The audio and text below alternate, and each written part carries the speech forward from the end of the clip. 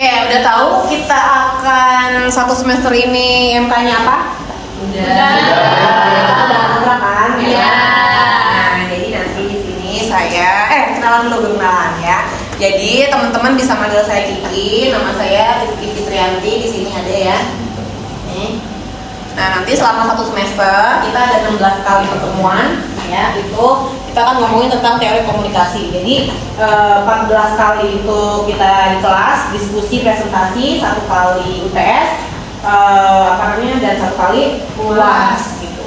Nah, untuk kontrak kuliahnya ya, jadi ini cara kalian biar dapat nilai memuaskan ya, nilai maksimal gitu ya. Jadi ada poin-poin yang harus kalian perhatikan. Pertama dari absensi ya, absensi ini 10%. Kemudian ada yang namanya tugas atau kuis. Kuis ini presentasinya 25%. Kemudian UTS 25% dan UAS ini gede ya.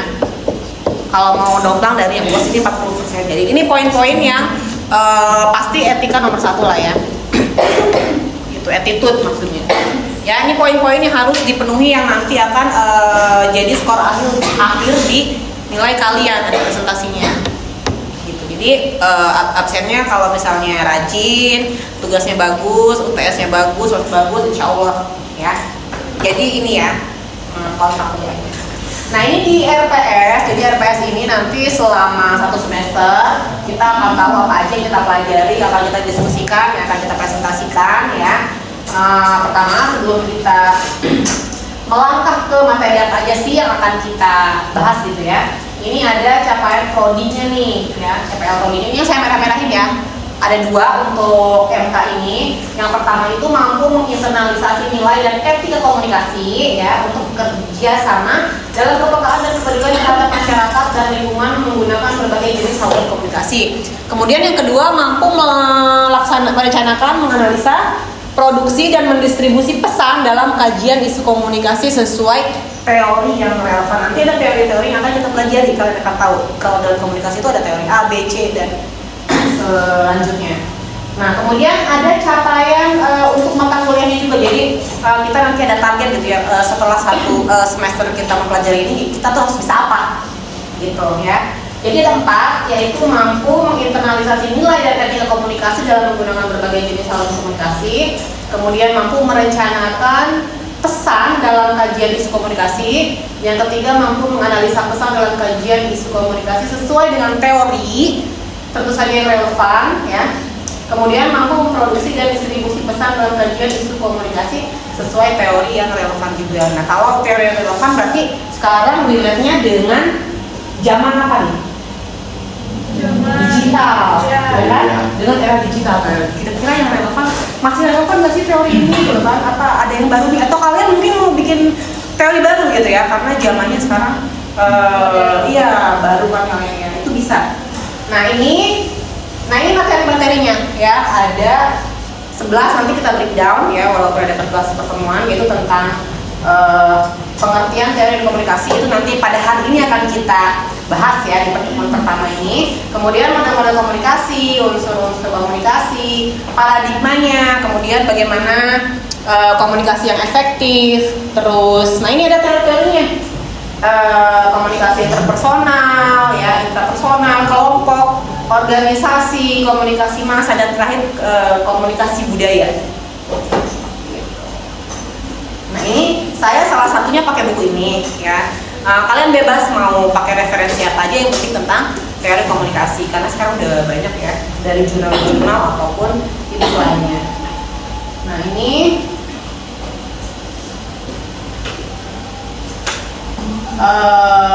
pertemuannya dari 1 sampai 16 saya breakdown di RPS ini ya. Nanti saya share aja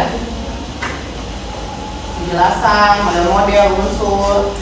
Nah, kemudian di pertemuan ke-7 ini ada tugas ya, tugas. Kemudian UTS, buku UTS. Kemudian pertemuan 9, 10. Nah, 15 ini juga pengayaan atau nanti ada tugas diskusi yang sudah saya rancang ya. Dan yang terakhir UAS. UAS ini nanti kita ada suatu project lah, pasti tentang teori komunikasi. Nah itu tentang RPS-nya ya, paham ya? Jadi nanti kenapa kita harus tahu dulu nih apa yang harus kita pelajari selama satu semester ini ya kan? Biar bisa membedakan MK yang satu dengan MK yang lainnya. Jadi kan kita tahu isinya gitu. Kalau MK teori itu berarti ya ngomongin tentang teori komunikasinya, bukan teori evolusi atau yang lainnya ya, tapi tentang teori komunikasi. Oke, kita langsung aja karena ini pertemuan pertama jadi masih belum terlalu berpikir mana ya, tapi kalian harus sudah mulai mengamati ya, mengamati. Kalian kan udah punya pasti punya media sosial semuanya nih, atau ya gadget ya, itu dunia kalian sekarang ya. Nah sudah mulai menganalisa fenomena-fenomena yang ada di media sosial itu, karena itu salah satu bentuk komunikasi juga. Pola komunikasi kita sekarang berubah gitu kan, perilaku kita juga berubah. Kemudian saluran-salurannya juga banyak. Nah itu mulai kalian amati. Nanti kita akan analisa gitu ya. Mana nih teori yang relevan sama yang nanti kita pelajari di sini teori-teori. Oke? Tapi kita masih pertemuan pertama, kita pengenalan dulu biar tahu ya tentang teori sama komunikasi. Ada yang tahu teori itu apa? Kan suka ngomong tuh, banyak teori, ya kan? Udah pernah pacaran belum? Teman, tapi kebanyakan ngebaca buku Elmi ya kan, teori-teori kebucinan itu. Tapi tahu nggak teori itu apa? Pengertian teorinya itu apa? Tunjuk. Apalagi? Pendapat, pengetahuan, pendapat. Tulisan dia. Ya. Apalagi teori itu apa? Pemahaman. Cara-cara. Oke ya, coba. Tutorial. Ya. Terus nanti kita berpikir juga teori itu dari mana gitu kan, kok bisa muncul teori ya? Kan nggak serta-merta teori itu muncul, ya kan? Pasti ada prosesnya, berdasarkan kejadian apa ya? Harus ada buktinya gitu, enggak. Dulu para ahli itu punya teori-teori juga kan, ada keilmuannya ya, ada step-stepnya. Atau kalian nanti bikin teori baru nih tentang dari pengalaman kalian, tapi itu harus dibuktikan secara ilmiah, sistematis, sudah diuji, baru kalian bisa dibuktikan, diimplementasikan ke kehidupan. Oke. Nah, pengertian teori, jadi teori itu dari bahasa Yunani ya, teori ya yang berarti melihat atau mengamati. Kemudian dia juga bisa kita anggap sebagai kerangka kerja konseptual untuk memahami suatu fenomena. Apa fenomena? Kejadian, peristiwa ya. Kenapa misalnya terjadi selisih paham antara perang Iran sama Israel. Kenapa ya? Apakah ada komunikasi yang terputus, komunikasi yang salah paham ya? Apa misalnya kamu sama pasangan kamu gitu kan? Kenapa sampai marahan terus gitu, cekcok terus ya? Atau miskom, ada yang satu baperan, yang satu nggak peka ya kan? Apakah itu komunikasinya jalan atau tidak ya? Bisa-bisa rudalnya pada ini juga nanti. Iya, sama kita. Iya kan? Lagi di rudal terus tuh si Israel sama Iran. Oke.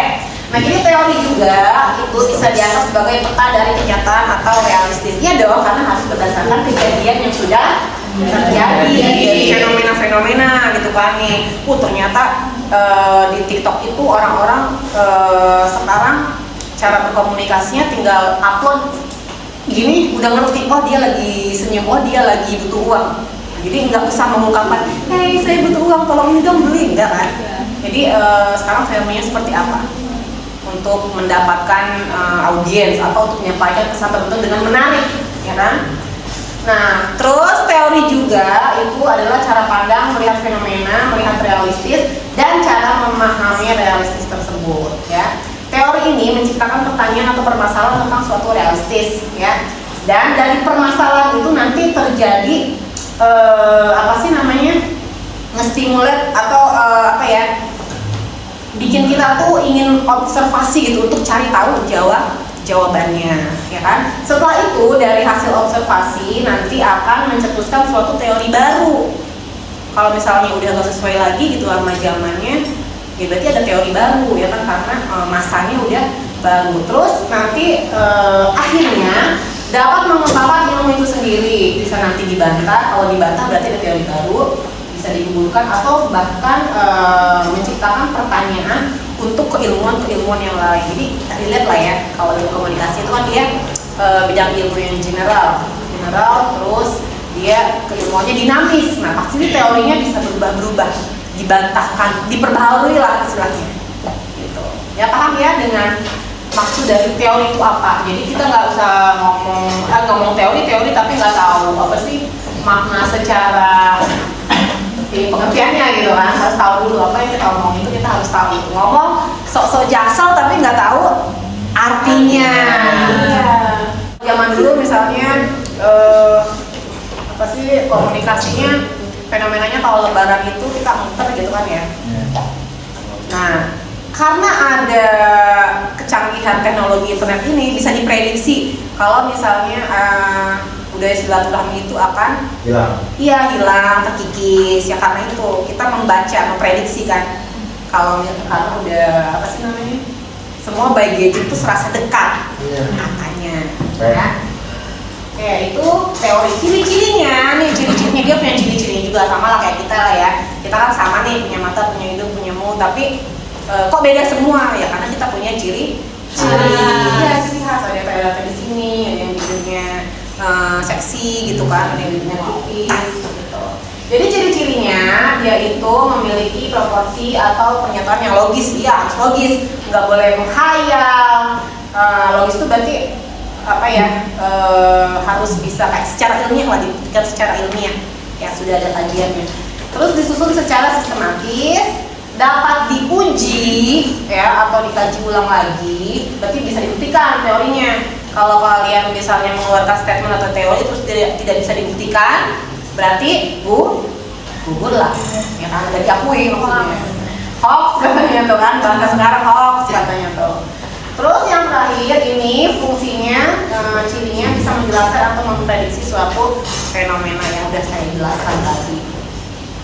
Nah fungsinya ada beberapa sih, cuma saya sederhanakan lagi ya. Nah itu yang pertama menjelaskan.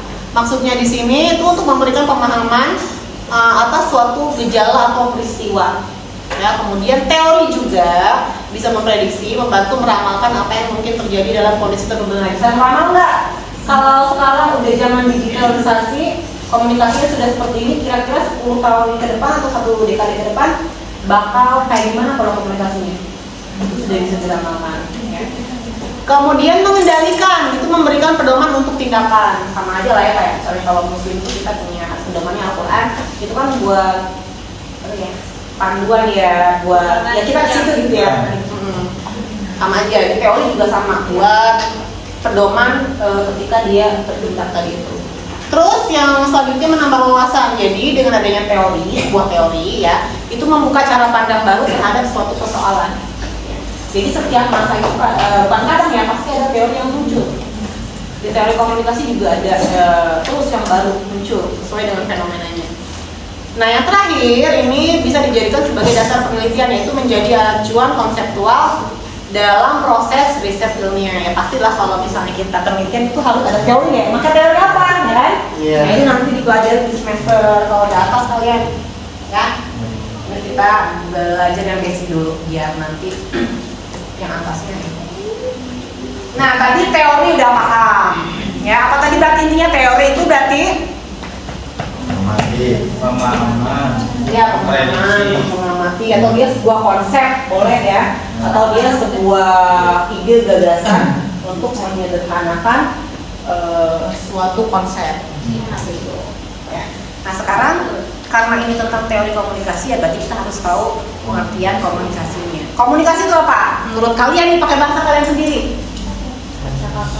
Cakapan, penyampaian pesan, apa lagi?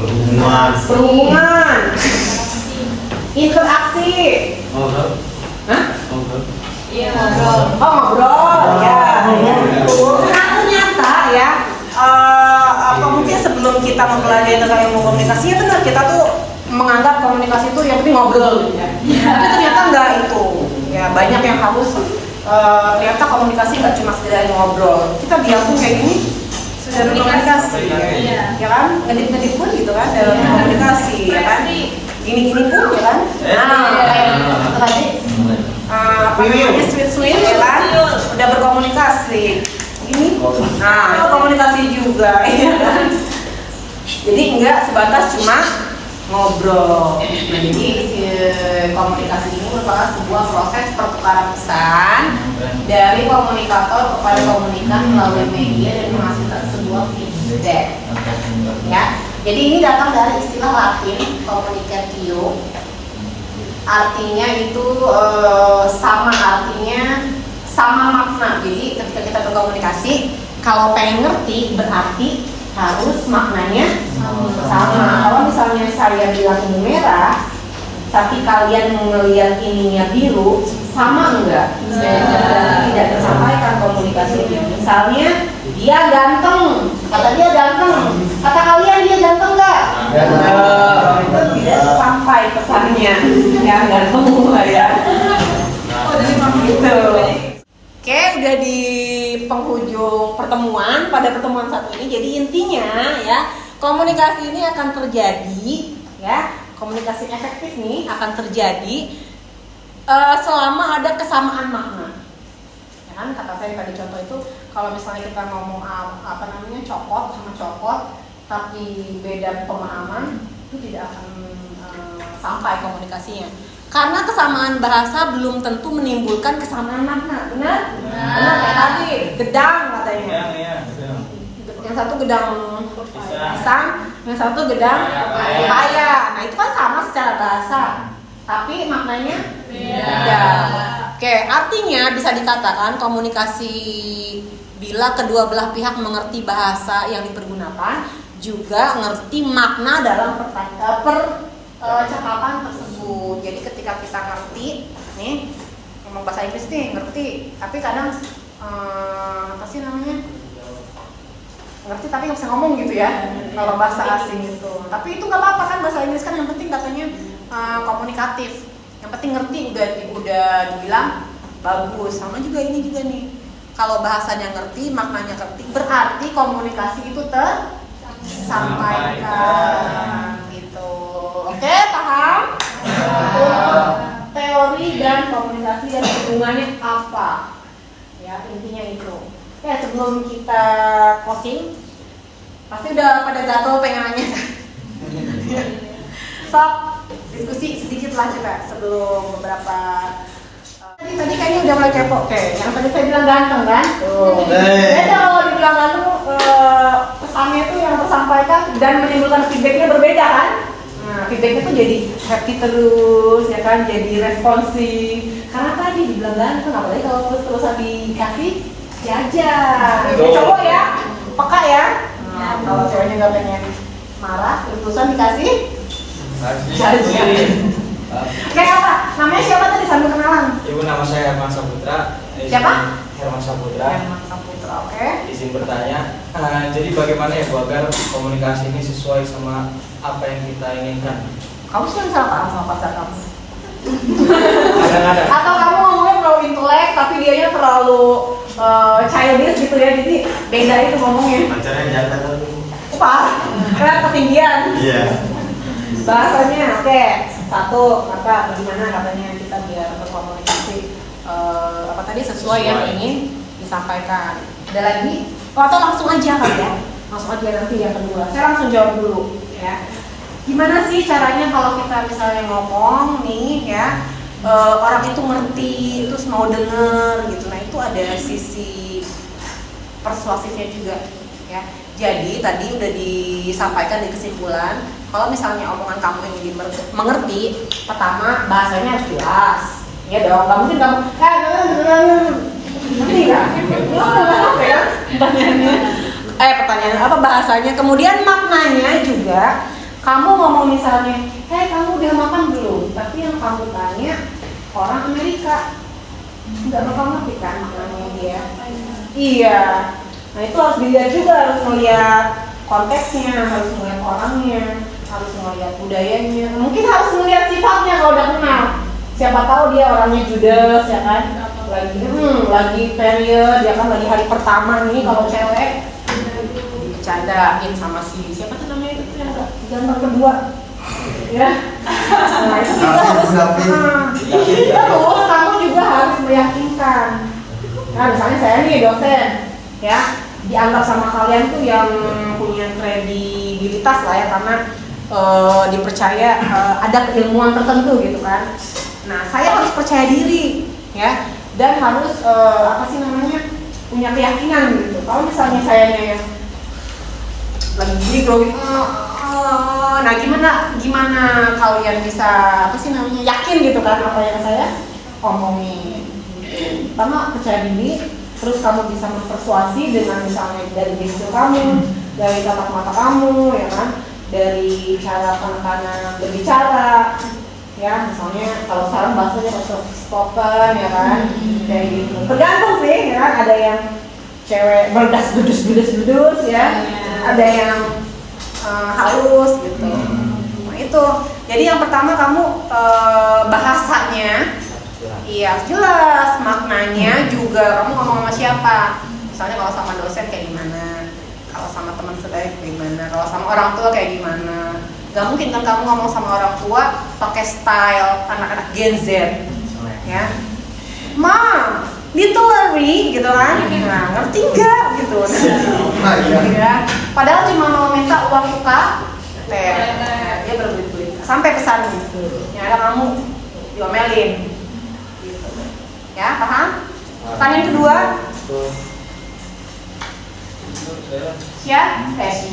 siapa namanya? Rido. Seberapa penting sih Bu kita udah kayak diwawancara. Gimana? Seberapa penting kita buat belajar teori komunikasi, terus apa sih manfaatnya Bu? Manfaatnya langsung nanya manfaat dia ya. Kayak tadi kita udah terima kasih. Iya buat kehidupan sehari-hari ini. Oke, terima kasih. Nah terus Terima kasih Rido pertanyaannya. Jadi dia tadi nanya, emang kita belajar ini buat apa gitu kan?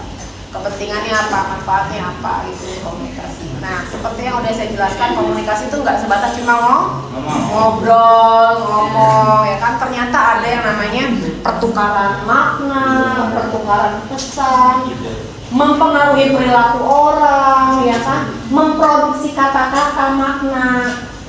Nah, itu adalah suatu komunikasi. Ya, jadi kenapa kita penting atau urgensinya mempelajari teori komunikasi ini? Yang pertama karena ini tentang khusus teori, jadi kita nanti bisa lebih tahu atau bisa lebih memahami. Misalnya kalau di media sosial sama kalian ngobrol di sini, ya nanti kan ada teori-teori tentang komunikasi interpersonal, intrapersonal, komunikasi kelompok, komunikasi massa, berarti sama orang banyak ya. Nah, kamu jadi tahu kalau ngobrol berdua, namanya interpersonal. Jadi bisa membedakan gitu. Kalau misalnya lagi kayak gini namanya komunikasi apa nih? Publik atau komunikasi kepada orang banyak.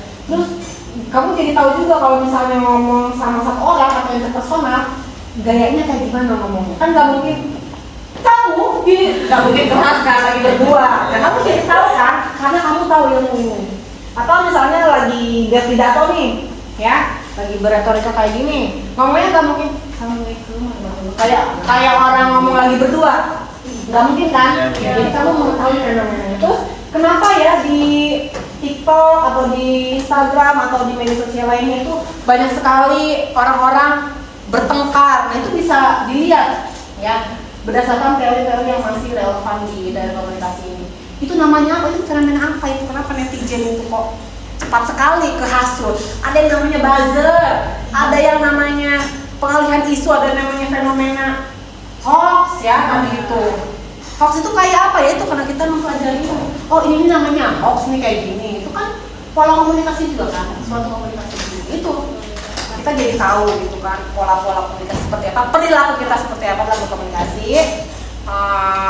Dan pastinya kalau kita sebagai mahasiswa ilmu komunikasi lebih tahu, lebih kritis dan lebih pandai menyikapi fenomena-fenomena yang kita sekarang jalani.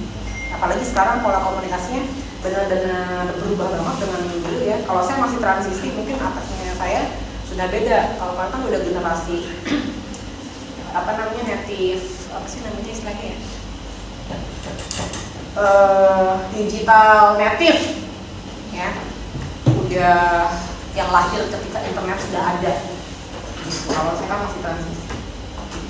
Ada lagi pertanyaan? Kayaknya udah habis juga waktunya.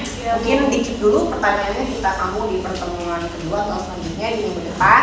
Jadi nanti untuk materi selanjutnya nih ya, pertemuan selanjutnya kita itu membicarakan tentang model-model komunikasi. Nah, ya, jadi ada modelnya juga tuh. Nanti kayak gimana aja. Jadi itu bisa dijadikan sebuah strategi siasat kita berbicara di depan orang, atau kita berbicara gimana, atau mengekspresikan diri. Itu ada model. Ya? Paham untuk pertemuan pertama hari ini? Paham. Alhamdulillah ya sudah. Terima kasih atas perhatiannya ya. Kita berjumpa lagi di minggu depan. Jangan lupa nanti kalian juga baca sedikit. Di sini ada model komunikasi yang dibaca, nanti yang tidak mengerti kita diskusikan di kelas. Untuk presentasi nanti kita di setelah UTS biasanya kalau saya ya. Terima kasih, selamat pagi. Mohon maaf atas kekurangannya pada hari ini. Wassalamualaikum warahmatullahi wabarakatuh.